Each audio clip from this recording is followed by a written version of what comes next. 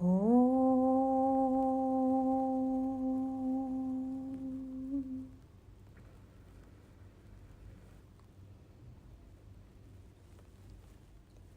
There are many mantras for warding off evils like death and other suffering given in the sacred literature of the Hindus, but the Mrityunjaya mantra has been extolled in sacred literature as being the best. This mantra is said to have the power to remove all sufferings, ward off all evil, remove diseases, and bestow the aspirant with health and energy. And it is said that when this mantra is chanted with great devotion and serious contemplation, it is said that the knowledge of this birth and death cycle is revealed to the aspirant, and thus it helps in overcoming the fear of death. This mantra is addressed to Lord Shiva and is taught in the Rig Veda, 7th Mandala, 59th chapter, as well as the Yajur Veda, verses 3 to 60. After the penance, Lord Shiva taught the Mahamrityunjaya mantra to Shukracharya, who, under very compelling circumstances, had to teach this to the son of Brihaspati. And this is how the Devas got the mantra. This mantra was given to Vashishta Maharishi for the welfare of this world. The mantra and explanation given by Shukracharya to Rishi Dadichi when the latter's body was cut and thrown by Raja Kushuva is recorded in the Shiva Purana. The name Mrita Sanjeevani mantra has a story behind it. It is said that sage Shukracharya accepted a challenge of Lord Indra and took up a rigorous penance of hanging upside down from a tree, with his face being fanned with fumes of a fire directly beneath his hanging body. And after Shukracharya did this for Vimsothari Dasha period, that's 20 years, Lord Shiva appeared before him and gives him this Mahamrityunjaya mantra to restore his physical condition. Hence, it is also called the name Maha Sanjeevani mantra.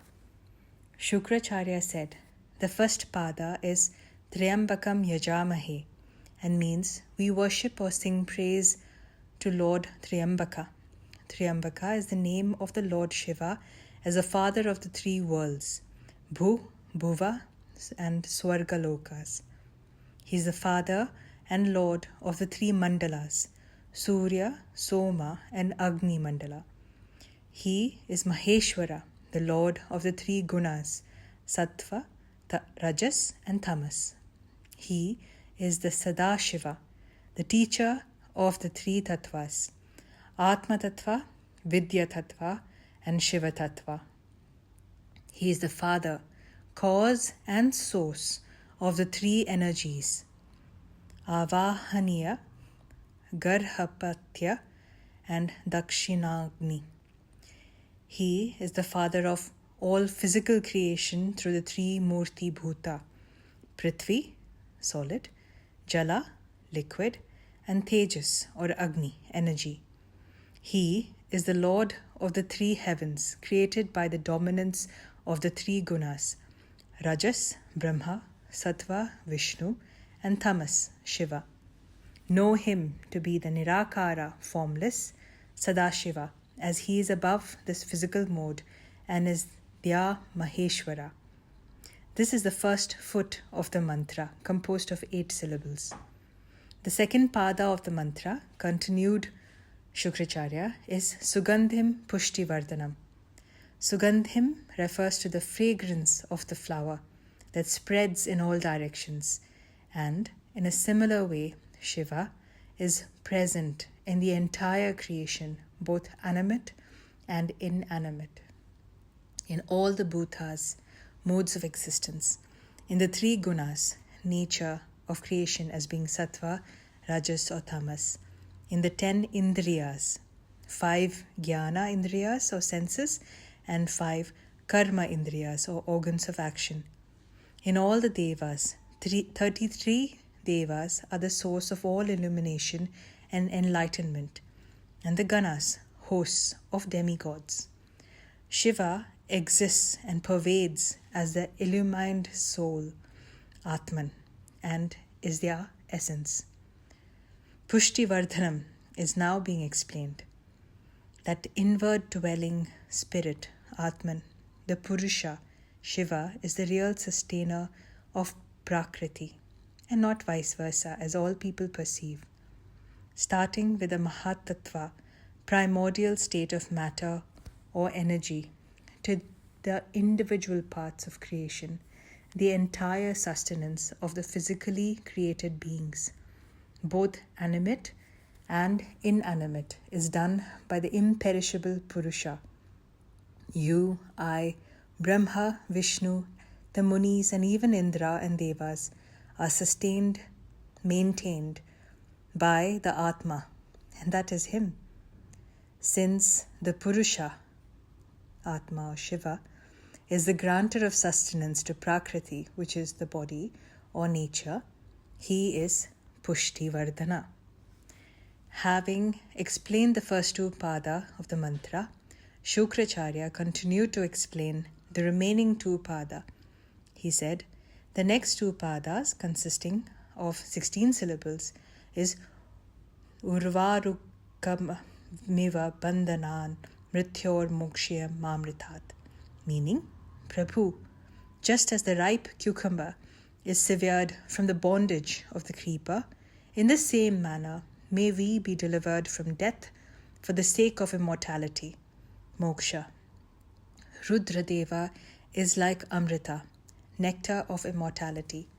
Those who worship him with good karma, penance and repentance, meditation, contemplation, prayer or praise will surely be renewed with life and vigor.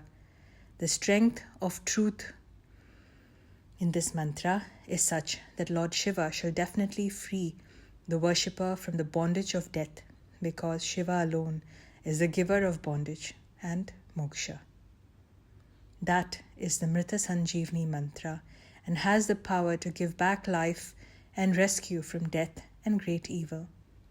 You should adore Lord Shiva and recite this mantra. Water sanctified with this mantra should be drunk all the time. The Mahamrityunjaya mantra can be chanted by anybody. It is important that one understands the meaning of this mantra word for word before chanting it. That's because by knowing the meaning, the aspirant can easily contemplate on the aspect of birth and death. When chanted with full sincerity, faith and devotion to a worshipper from any faith, this removes dangers of accidents, incurable diseases and calamities, bestows long life and immortality. It has a great curative effect. Diseases pronounced incurable by doctors are cured by this mantra. It bestows health, wealth, peace, prosperity, satisfaction, and long life. It is a moksha mantra too.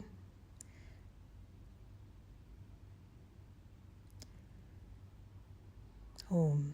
We worship and adore you, O Three-Eyed One, Lord Shiva.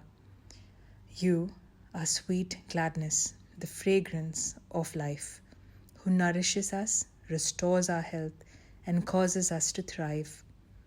As in due time the stem of the cucumber weakens and the gourd is freed from the vine, so free us from attachment and death, and do not withhold immortality.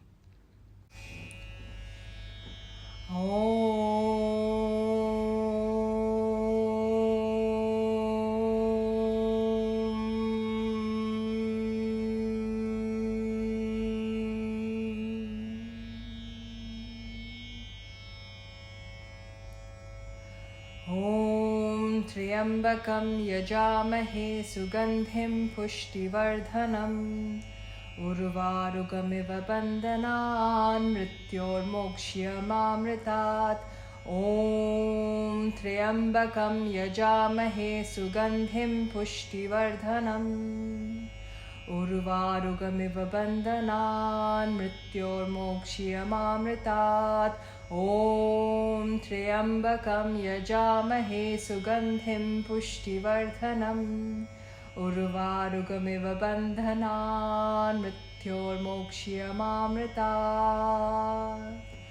ॐ त्र्यम्बकं यजामहे सुगन्धिं पुष्टिवर्धनम् उर्वारुकमिव बन्धनान् मृत्योर्मोक्ष्यमामृतात्।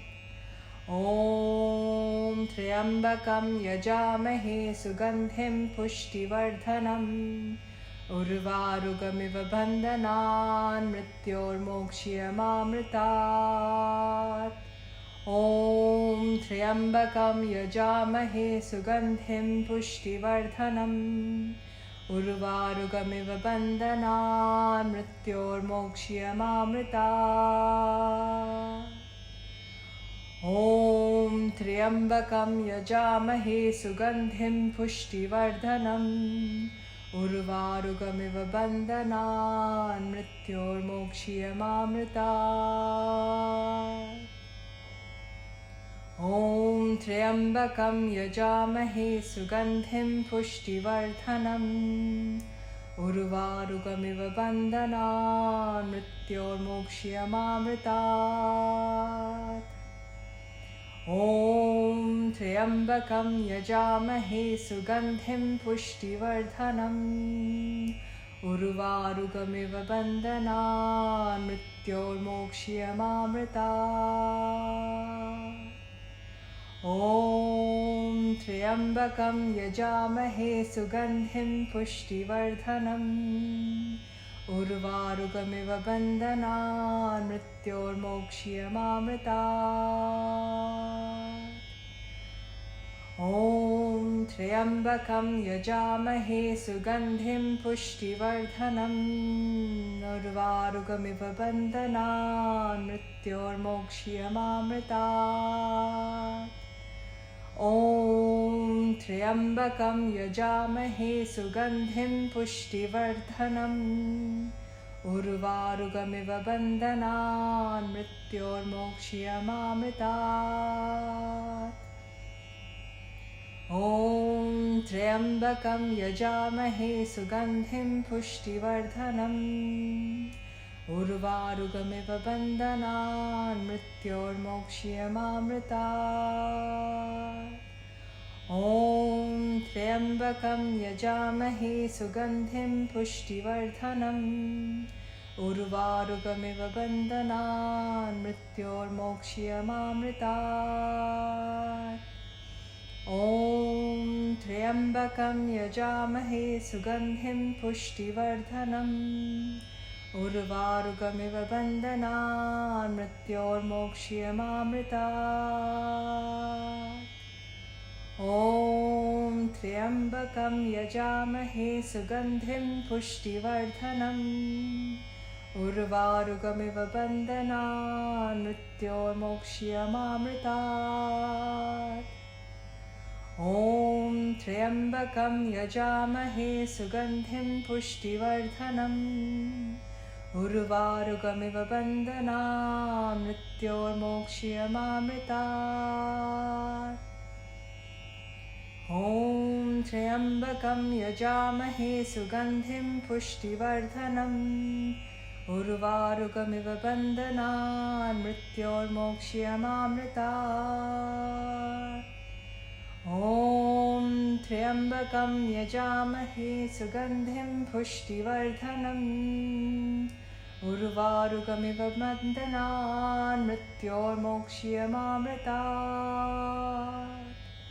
ॐ त्र्यम्बकं यजामहे सुगन्धिं पुष्टिवर्धनम् उर्वारुकमिव बन्धनान् मृत्योर्मोक्ष्यमामृतात्। ॐ त्र्यम्बकं यजामहे सुगन्धिं पुष्टिवर्धनम् उर्वारुकमिव बन्धनान् मृत्योर्मोक्ष्यमामृतात्। ॐ त्र्यम्बकं यजामहे सुगन्धिं पुष्टिवर्धनम् उर्वारुकमिव बन्धनात् मृत्योर्मोक्ष्यमामृतात्। ॐ त्र्यम्बकं यजामहे सुगन्धिं पुष्टिवर्धनम् उर्वारुकमिव बन्धनात् मृत्योर्मोक्ष्यमामृतात्। ॐ त्र्यम्बकं यजामहे सुगन्धिं पुष्टिवर्धनम् उर्वारुकमिव बन्धनात् मृत्योर्मोक्ष्यमामृतात्।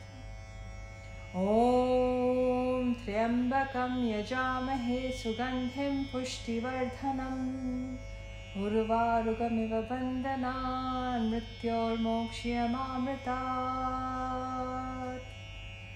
ॐ त्र्यम्बकं यजामहे सुगन्धिं पुष्टिवर्धनम् उर्वारुकमिव बन्धनात् मृत्योर्मोक्ष्यमामृतात्। ॐ त्र्यम्बकं यजामहे सुगन्धिं पुष्टिवर्धनम् उर्वारुकमिव बन्धनात् मृत्योर्मोक्ष्यमामृतात्। ॐ त्र्यम्बकं यजामहे सुगन्धिं पुष्टिवर्धनम् उर्वारुकमिव बन्धनात् मृत्योर्मोक्ष्यमामृतात्। ॐ त्र्यम्बकं यजामहे सुगन्धिं पुष्टिवर्धनम् उर्वारुकमिव बन्धनात् मृत्योर्मोक्ष्यमामृतात्। ॐ त्र्यम्बकं यजामहे सुगन्धिं पुष्टिवर्धनम् उर्वारुकमिव बन्धनात् मृत्योर्मोक्ष्यमामृतात्। ॐ त्र्यम्बकं यजामहे सुगन्धिं पुष्टिवर्धनम् उर्वारुकमिव बन्धनात् मृत्योर्मोक्ष्यमामृतात्। ॐ त्र्यम्बकं यजामहे सुगन्धिं पुष्टिवर्धनम् उर्वारुकमिव बन्धनात् मृत्योर्मोक्ष्यमामृतात्। ॐ त्र्यम्बकं यजामहे सुगन्धिं पुष्टिवर्धनम् उर्वारुकमिव बन्धनात् मृत्योर्मोक्ष्यमामृतात्। ॐ त्र्यम्बकं यजामहे सुगन्धिं पुष्टिवर्धनम् उर्वारुकमिव बन्धनात् मृत्योर्मोक्ष्यमामृतात्। ॐ त्र्यम्बकं यजामहे सुगन्धिं पुष्टिवर्धनम् उर्वारुकमिव बन्धनात् मृत्योर्मोक्ष्यमामृतात्।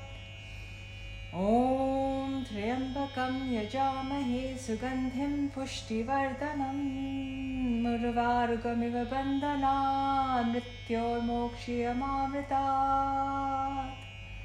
ॐ त्र्यम्बकं यजामहे सुगन्धिं पुष्टिवर्धनम् उर्वारुकमिव बन्धनात् मृत्योर्मोक्ष्यमामृतात्। ॐ त्र्यम्बकं यजामहे सुगन्धिं पुष्टिवर्धनम् उर्वारुकमिव बन्धनात् मृत्योर्मोक्ष्यमामृतात्। ॐ त्र्यम्बकं यजामहे सुगन्धिं पुष्टिवर्धनम् उर्वारुकमिव बन्धनात् मृत्योर्मोक्ष्यमामृतात्। ॐ त्र्यम्बकं यजामहे सुगन्धिं पुष्टिवर्धनम् उर्वारुकमिव बन्धनात् मृत्योर्मोक्ष्यमामृतात्। ॐ त्र्यम्बकं यजामहे सुगन्धिं पुष्टिवर्धनम् उर्वारुकमिव बन्धनान् मृत्योर्मोक्ष्यमामृतात्। ॐ त्र्यम्बकं यजामहे सुगन्धिं पुष्टिवर्धनम् उर्वारुकमिव बन्धनान् मृत्योर्मोक्ष्यमामृतात्। ॐ त्र्यम्बकं यजामहे सुगन्धिं पुष्टिवर्धनम् उर्वारुकमिव बन्धनान् मृत्योर्मोक्ष्यमामृतात्। ॐ त्र्यम्बकं यजामहे सुगन्धिं पुष्टिवर्धनम् उर्वारुकमिव बन्धनान् मृत्योर्मोक्ष्यमामृतात्। ॐ त्र्यम्बकं यजामहे सुगन्धिं पुष्टिवर्धनम् उर्वारुकमिव बन्धनान् मृत्योर्मोक्ष्यमामृतात्। ॐ त्र्यम्बकं यजामहे सुगन्धिं पुष्टिवर्धनम् उर्वारुकमिव बन्धनान् मृत्योर्मोक्ष्यमामृतात्। ॐ त्र्यम्बकं यजामहे सुगन्धिं पुष्टिवर्धनम् उर्वारुकमिव बन्धनान् मृत्योर्मोक्ष्यमामृतात्। ॐ त्र्यम्बकं यजामहे सुगन्धिं पुष्टिवर्धनम् उर्वारुकमिव बन्धनान् मृत्योर्मोक्ष्यमामृतात्। ॐ त्र्यम्बकं यजामहे सुगन्धिं पुष्टिवर्धनम् उर्वारुकमिव बन्धनान् मृत्योर्मोक्ष्यमामृतात्। ॐ त्र्यम्बकं यजामहे सुगन्धिं पुष्टिवर्धनम् उर्वारुकमिव बन्धनान् मृत्योर्मोक्ष्यमामृतात्। ॐ त्र्यम्बकं यजामहे सुगन्धिं पुष्टिवर्धनम् उर्वारुकमिव बन्धनान् मृत्योर्मोक्ष्यमामृतात्। ॐ त्र्यम्बकं यजामहे सुगन्धिं पुष्टिवर्धनम् उर्वारुकमिव बन्धनान् मृत्योर्मोक्ष्यमामृतात्। ॐ त्र्यम्बकं यजामहे सुगन्धिं पुष्टिवर्धनम् उर्वारुकमिव बन्धनान् मृत्योर्मोक्ष्यमामृतात्। ॐ त्र्यम्बकं यजामहे सुगन्धिं पुष्टिवर्धनम् उर्वारुकमिव बन्धनान् मृत्योर्मोक्ष्यमामृतात्। ॐ त्र्यम्बकं यजामहे सुगन्धिं पुष्टिवर्धनम् उर्वारुकमिव बन्धनान् मृत्योर्मोक्ष्यमामृतात्। ॐ त्र्यम्बकं यजामहे सुगन्धिं पुष्टिवर्धनम् उर्वारुकमिव बन्धनान् मृत्योर्मोक्ष्यमामृतात्। ॐ त्र्यम्बकं यजामहे सुगन्धिं पुष्टिवर्धनम् उर्वारुकमिव बन्धनान् मृत्योर्मोक्ष्यमामृतात्।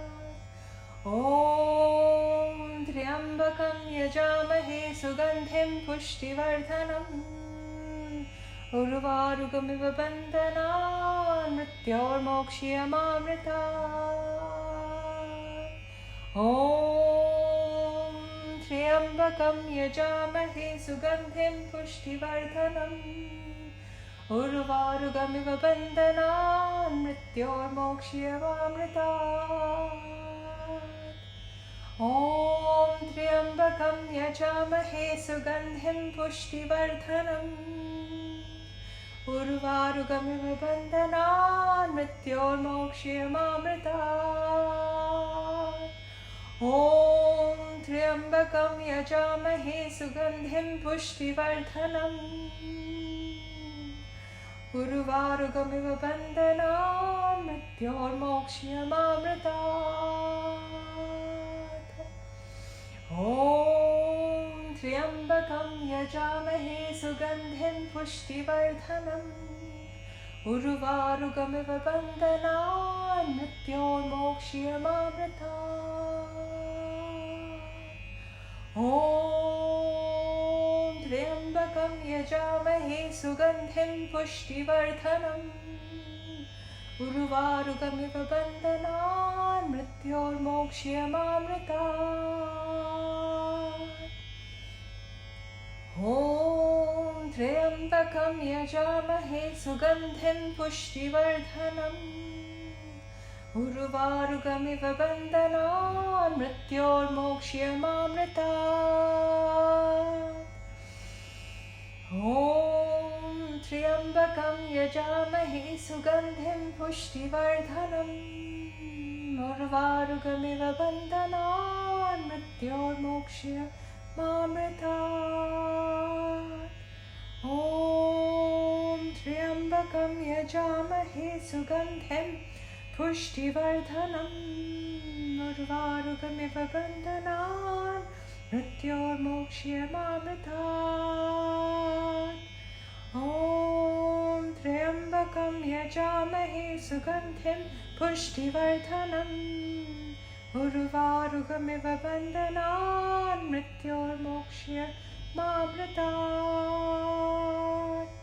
ॐ त्र्यम्बकं यजामहे सुगन्धिं पुष्टिवर्धनम् उर्वारुकमिव बन्धनान् मृत्योर्मोक्ष्यमामृतात्। ॐ त्र्यम्बकं यजामहे सुगन्धिं पुष्टिवर्धनम् उर्वारुकमिव बन्धनान् मृत्योर्मोक्ष्यमामृतात्।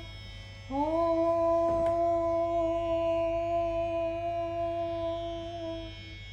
त्र्यम्बकं यजामहे सुगन्धिं पुष्टिवर्धनम् उर्वारुकमिव बन्धनान् मृत्योर्मोक्ष्यमामृतात्। ॐ त्र्यम्बकं यजामहे सुगन्धिं पुष्टिवर्धनम् उर्वारुकमिव बन्धनान् मृत्योर्मोक्ष्यमामृतात्।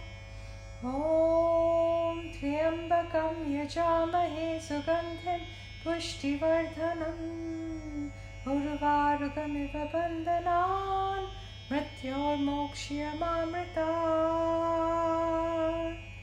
ॐ त्र्यम्बकं यजामहे सुगन्धिं पुष्टिवर्धनम् उर्वारुकमिव बन्धनान् मृत्योर्मोक्ष्यमामृतात्। ॐ त्र्यम्बकं यजामहे सुगन्धिं पुष्टिवर्धनम् उर्वारुकमिव बन्धनान् मृत्योर्मोक्ष्यमामृतात्। ॐ त्र्यम्बकं यजामहे सुगन्धिं पुष्टिवर्धनम् उर्वारुकमिव बन्धनान् मृत्योर्मोक्ष्यमामृतात्। ॐ त्र्यम्बकं यजामहे सुगन्धिं पुष्टिवर्धनम् उर्वारुकमिव बन्धनान् मृत्योर्मोक्ष्यमामृतात्। ॐ त्र्यम्बकं यजामहे सुगन्धिं पुष्टिवर्धनम् उर्वारुकमिव बन्धनान् मृत्योर्मोक्ष्यमामृतात्। ॐ त्र्यम्बकं यजामहे सुगन्धिं पुष्टिवर्धनम् उर्वारुकमिव बन्धनान् मृत्योर्मोक्ष्यमामृतात्। ॐ त्र्यम्बकं यजामहे सुगन्धिं पुष्टिवर्धनम् उर्वारुकमिव बन्धनान् मृत्योर्मोक्ष्यमामृतात्। ॐ त्र्यम्बकं यजामहे सुगन्धिं पुष्टिवर्धनम् उर्वारुकमिव बन्धनान् मृत्योर्मोक्ष्यमामृतात्। ॐ त्र्यम्बकं यजामहे सुगन्धिं पुष्टिवर्धनम् उर्वारुकमिव बन्धनान् मृत्योर्मोक्ष्यमामृतात्। ॐ त्र्यम्बकं यजामहे सुगन्धिं पुष्टिवर्धनम् उर्वारुकमिव बन्धनान् मृत्योर्मोक्ष्यमामृतात्। ॐ त्र्यम्बकं यजामहे सुगन्धिं पुष्टिवर्धनम् उर्वारुकमिव बन्धनान् मृत्योर्मोक्ष्यमामृतात्। ॐ त्र्यम्बकं यजामहे सुगन्धिं पुष्टिवर्धनम् उर्वारुकमिव बन्धनान् मृत्योर्मोक्ष्यमामृतात्।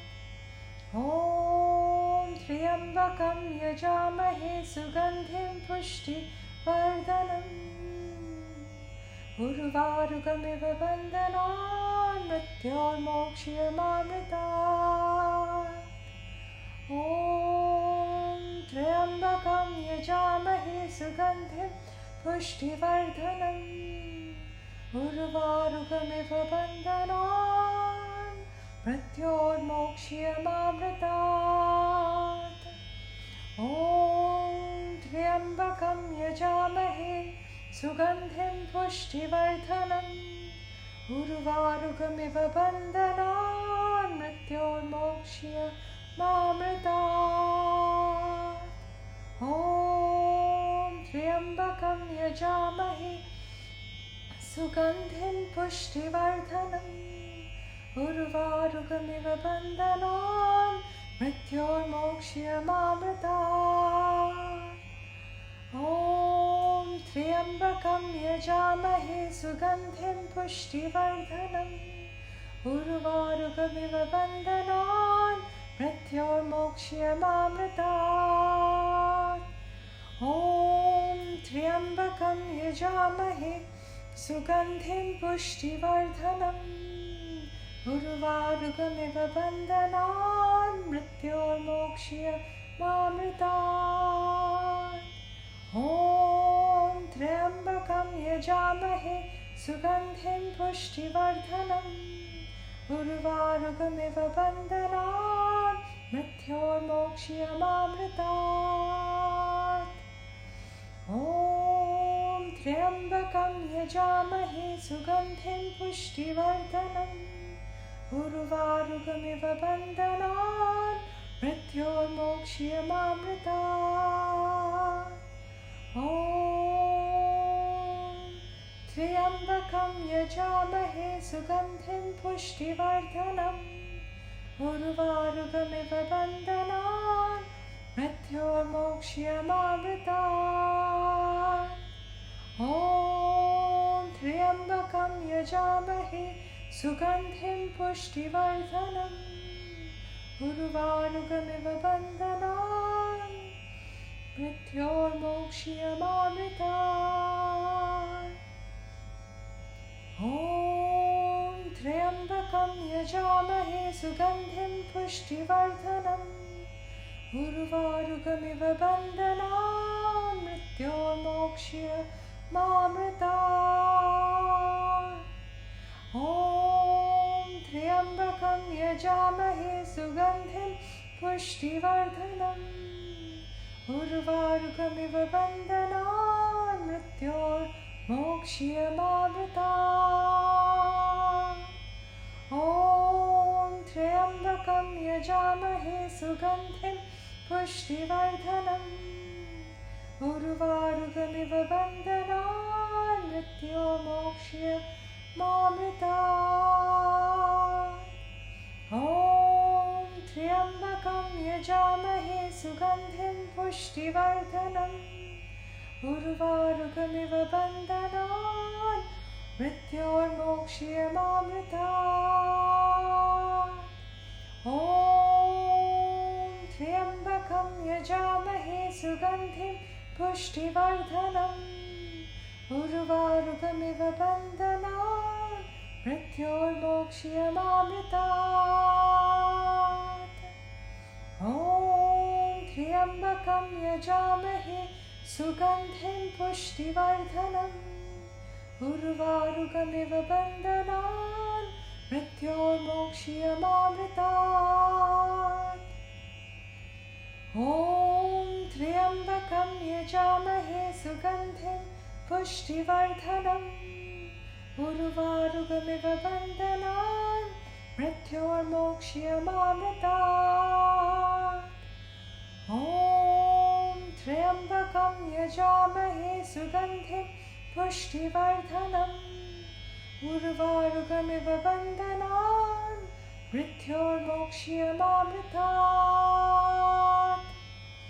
ॐ त्र्यम्बकं यजामहे सुगन्धिं पुष्टिवर्धनम् उर्वारुकमिव बन्धनान् मृत्योर्मोक्ष्यमामृतात्।